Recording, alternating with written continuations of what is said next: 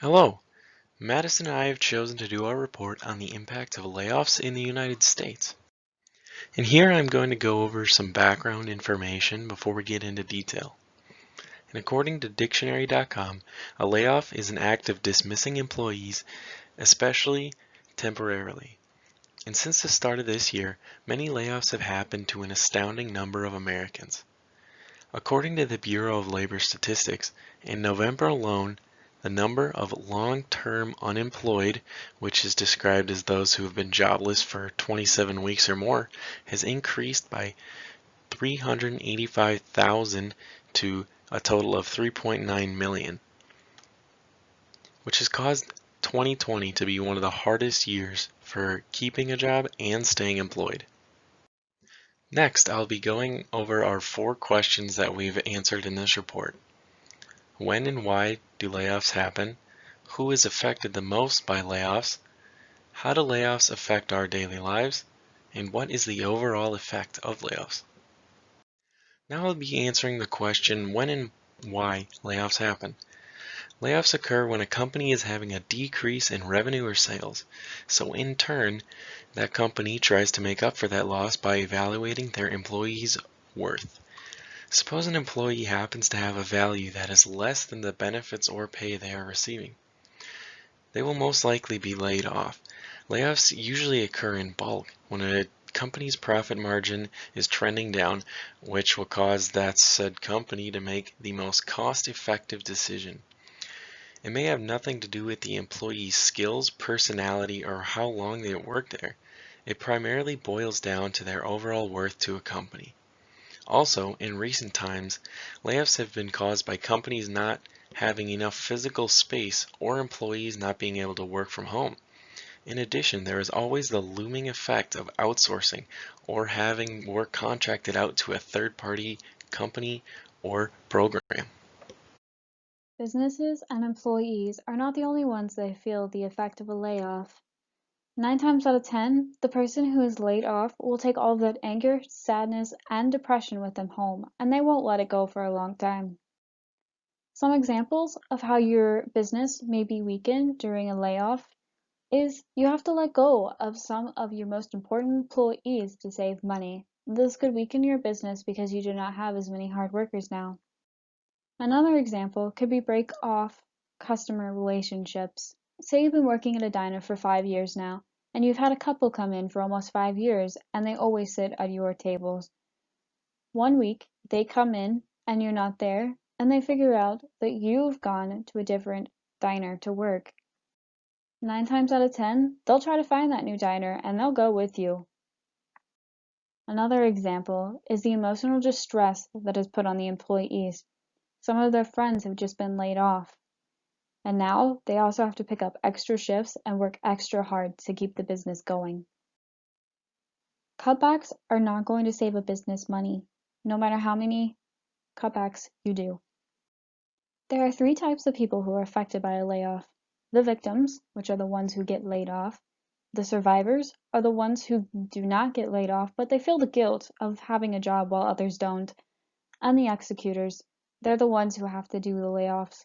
Of course, they feel as guilty as anybody else giving you a layoff. And a lot of the time, it's not them choosing to lay you off. The emotional and physical effects of a layoff could be anxiety, shock or disbelief, irritability, shame, depression, loss of self-esteem, fatigue, headaches, weight gain or weight loss, and sleep disturbance. On Stanford University's site, they talk about how to cope with being laid off. First, they tell you to accept your loss. Most of the time, you're being laid off because the company needs to restructure and able to save themselves, not because you did something wrong. If you're still feeling down about the layoff after a while, find help. Also, do not neglect yourself. You need to nurture yourself and make sure you're in good shape mentally and physically. You need to get out there and try to find another job. Don't give up. The COVID-19 pandemic has affected many people's work lives throughout 2020. New routines and guidelines, job changes and social changes, and health changes have been used to describe 2020. With all of these changes, layoffs have become a major topic for companies. Layoffs, of course, affect a company in the long run.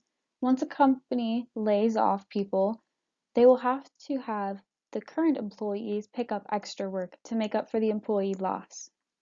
And of course, once the company regains its footing, they're going to have to use money and time to train new employees.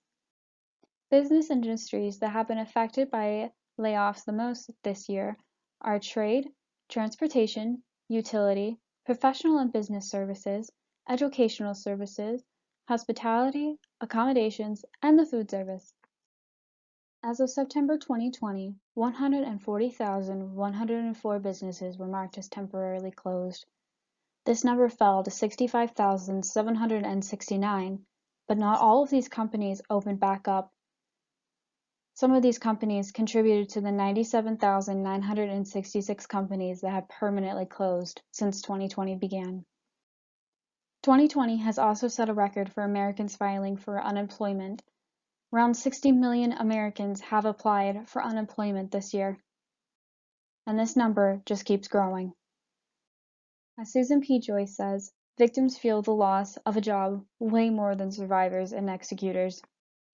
Susan gives tips on what to do after you've lost your job. She says to collect yourself and count your blessings. You still have a roof over your head, and you have a lot of skills that you can give to the world to find another job. She also gives tips for what not to do after losing your job. Don't hide that you've been laid off. If you work at a big company, they'll most likely post it in the news that they're doing layoffs. Remember that you weren't fired. Don't blame yourself.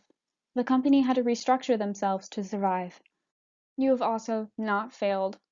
You were not let go because of something you have done. She also suggests that you should not do any trash talking in any interviews or on social media. When getting laid off, one can feel angry, hurt, scared, discouraged, or even depressed. Don't let these feelings overwhelm you. Get help if needed.